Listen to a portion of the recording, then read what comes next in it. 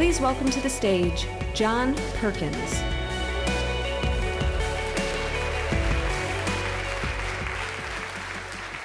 Thank you. I stood in front of the Shah of Iran, the presidents of Indonesia, Ecuador, Panama, members of the Royal House of Saudi Arabia, and I've said something like, in this hand, I have millions of dollars for you and your friends if you play our game. In this hand, I have a gun in case you decide not to. Now, my words were more diplomatic than that, but that was the message. I was an economic hitman. And we economic hitmen have created a new global economy, really, a form of capitalism that I call predatory capitalism. It isn't working. We all know this. The oceans are rising. The glaciers are melting. Less than 5% of us live here in the United States, and we consume almost 30% of the world's resources, while half the world is on the verge of starvation, or actually starving. That's not a model. China can't do it. India can't do it. They're trying, but they can't do it. We have to change. We have to have a revolution. We must change the system. I'll get into that in a minute, but first, how did I become an economic hitman? While I was still in business school, I was interviewed by the National Security Agency, the NSA. They put me through a series of extensive psychological tests, including on a lie detector. It's a long story, but to make a long story short, I ended up going in the Peace Corps and being sent deep into the Amazon rainforest. Now, I'd grown up the son of a teacher in a boys' prep school for very wealthy boys in rural New Hampshire. I grew up with lots of snow and cold, kind of like here in the winter, you know? And suddenly I find myself living in a thatched roof hut in the steamy jungle. You think I adjusted easily to that? After the Peace Corps, I then took a job. I was given a job as an economist at an international consulting firm in Boston with close ties to the NSA and the CIA. I was trained by a woman named Claudine Martin, whose job it was to train me to be an economic hitman. Now, Claudine had seen my NSA files. She knew that I wanted three things that I thought all my prep school buddies, the rich kids, had had: money, power, and sex. Claudine was really good at her job, and she promised me the first two. Money and power. And she taught me quite a bit about the third. And then she told me what my job would entail. I would go to countries with resources our corporations covet, like oil. I'd arrange a huge loan to those countries from the World Bank or its sister organizations, but the money wouldn't actually go to the country. It would go to our corporations, Bechtel, Halliburton, Brown and Root, familiar names, to build big infrastructure projects in those countries and incidentally make huge profits in the process. They'd build power plants and industrial parks, things that would benefit a few wealthy families in the country, the ones that own the industries. But the majority of the people would suffer. They would be left holding a huge debt they couldn't repay. So we'd go back and say, since you can't pay your debt, sell your resource, oil or whatever, real cheap to our corporations. Privatize. Sell your utilities, your schools, your jails, everything like that to our corporations. And Claudine also told me that if the leaders of these countries refused my offer, people she called jackals would be right behind me. I didn't actually carry a gun, but the jackals did. My first assignment was in Indonesia, a country that had just ended a terrible civil war where more than 1 million people had been killed. It had a terrifying reputation. And I have to admit that when I arrived in Jakarta, knowing I'd be there for about 3 years, my knees were shaking pretty bad. My stomach was filled with fluttering butterflies. I had no idea what I was supposed to do. I was a very young man. I just knew that I was expected to produce a report that would convince the Indonesian government to build an extremely expensive electrical system, hiring our corporations to do it. Claudine had made it sound simple, even kind of James Bondishly romantic. But now I'm struck by reality, and I felt naive, ill-prepared, vulnerable. Fortunately for me, the winner of the Civil War, President Suharto, who was actually a dictator, wanted the projects that I was offering, and he also wanted CIA and Pentagon protection. And so every time I stumbled, and I stumbled often, somebody was there to pick me up. A government official would appear with an incredible report that would indicate beyond any shadow of a doubt that electricity was all the country needed to take off to huge growth. A Harvard-trained mathematician showed up with a mathematical formula that proved that if they just built this electrical system, everything would be fine. In the end, I produced a report that forecast the need for electricity at an unheard of annual rate of 19%. Indonesia got its loan.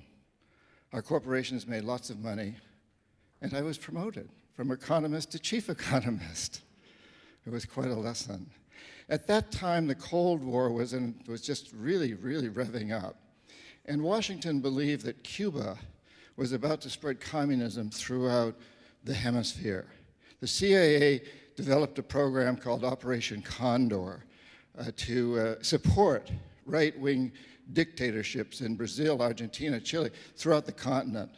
Jaime Roldos, president of Ecuador, democratically elected, and Omar Torrijos, head of state of Panama, strongly opposed Operation Condor. I was sent down to get them to change their ways. They wouldn't. They refused. Roldos was killed when his private plane crashed in what many believe was not an accident. Torrijos said, if CIA killed my friend Jaime, I'll probably be next. In less than 3 months, he died when his private plane crashed under very similar circumstances. You're going to hear after me, after the break, from a Marine Corps general who was in Panama at the time, and he agrees with me that these were probably, at least Torrijos was probably assassination. We don't really know who caused it. And I want to say that I'm not a conspiracy theorist. I don't believe in some overarching conspiracy to take over the world. But I do read reports. I think I'm a conspiracy factualist. You know, I read just recently declassified information, the CIA's own website, where they admit that the US government was deeply involved in the overthrow or assassination of Prime Minister Mossadegh of Iran, President Allende of Chile, Arbenz of Guatemala, Diem of Vietnam, Lumumba of the Congo. And speaking of Allende of Chile, he was replaced by the terribly brutal dictator General Pinochet, who was a great defender of Operation Condor and also oversaw the murder of tens of thousands of his people, and was praised by Secretary of State Henry Kissinger as a great defender of capitalism.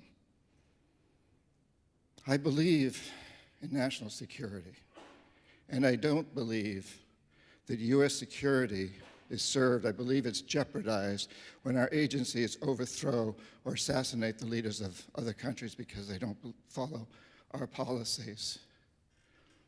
I'm a capitalist. I think that capitalism has given us incredible technology, art, science, medicine. And I think it holds out the hope for the future. But there's this new form of capitalism that I call predatory capitalism that's the enemy of true capitalism. Let me explain.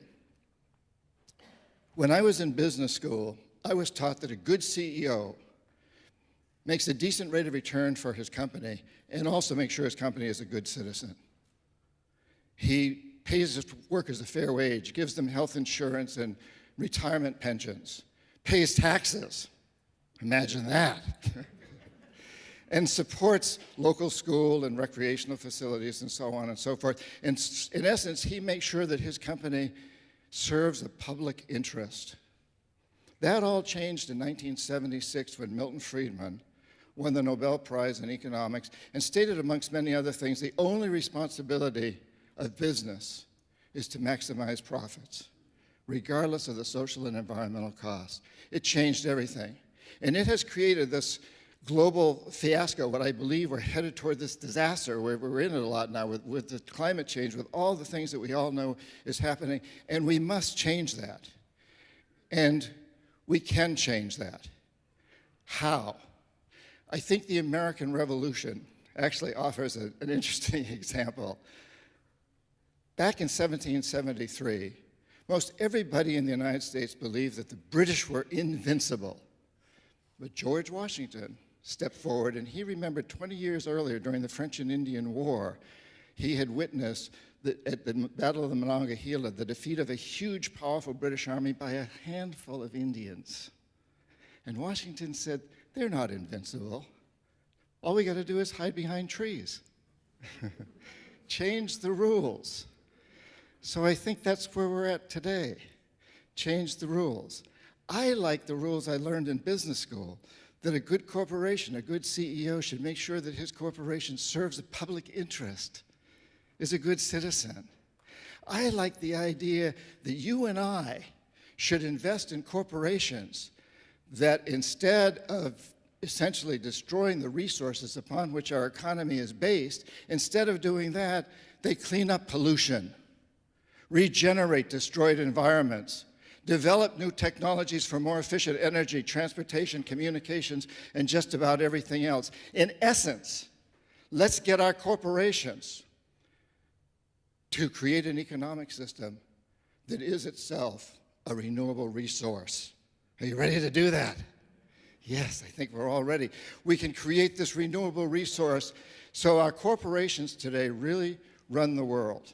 They control most of the politics in this country and just about everywhere else.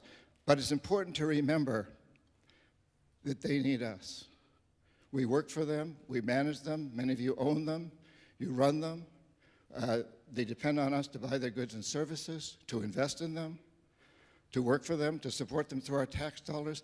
We have the power. You have the power. Earlier, we heard this incredible music about our passion and our power. Let's put our passion to work. This brings us to you. What is it you can do, each and every one of you? What can we all do? Well, I think perhaps the most important thing to start off by saying is that we are living at a time in history when the individual, you, has more power than ever before. I travel a great deal around the world, speaking at events like this and many others.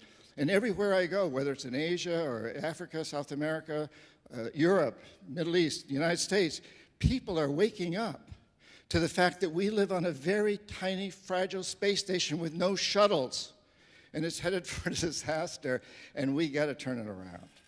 We can do it.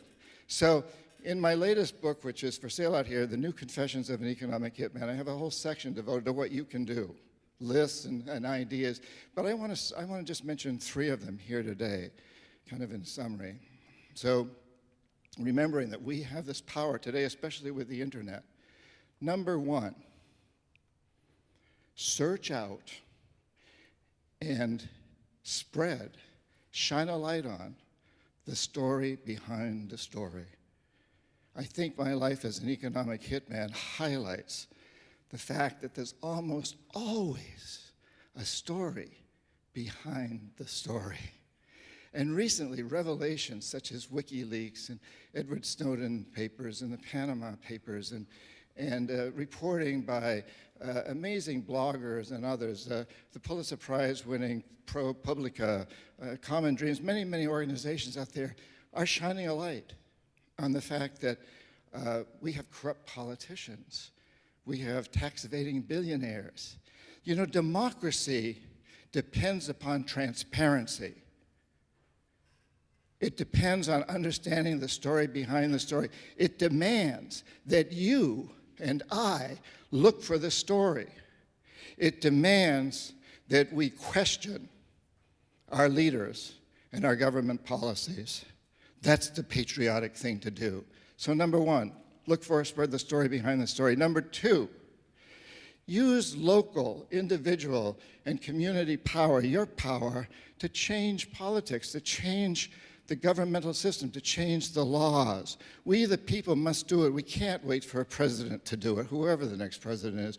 We have to do it, and that's our job in a democracy, to do that. Recently, the small state of Vermont, with less than 0.2% of the US population, a tiny group of people in that small state, got laws passed that forced corporations to label GMOs. As a result, 5 of the major food companies, ConAgra, General Mills, Kellogg's, Campbell Soup, Mars, all committed to labeling GMOs here in Michigan and everywhere else in the United States. And I just recently heard Hugh Grant, not the actor, but the CEO of Monsanto, on the radio saying that that's impacting him hugely.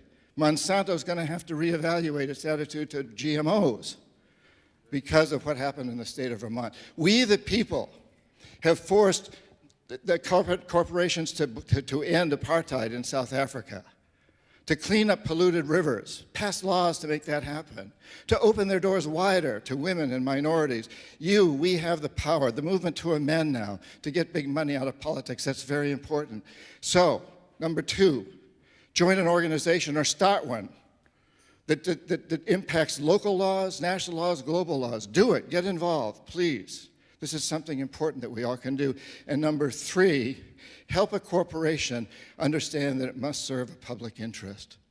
Corporations listen to you. CEOs, I know lots of CEOs of very powerful corporations. They know if they're getting flooded by emails, tweets, or Facebook, whatever. They know, and they have to respond. So I suggest to you, pick a corporation, any corporation that appeals to you. Send them an email. Don't make them the enemy. Say, I love you, I love your product, but I'm not going to buy it anymore until you stop polluting or clean up pollution or pay your workers a fair wage or whatever your issue is. Send that email to the corporation and to all your social networking circles and ask them to send it to all their social networking circles. Get involved. So, shine a light, change the laws, and convince corporations to serve a public interest. And in that way, we're going to turn this economic system that is failing us, one that's exhausted, one that's devastating its own resource base, into a renewable resource. I think you and I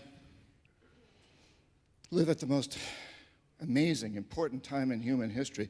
We are going through a revolution, a consciousness revolution. People are waking up across the planet.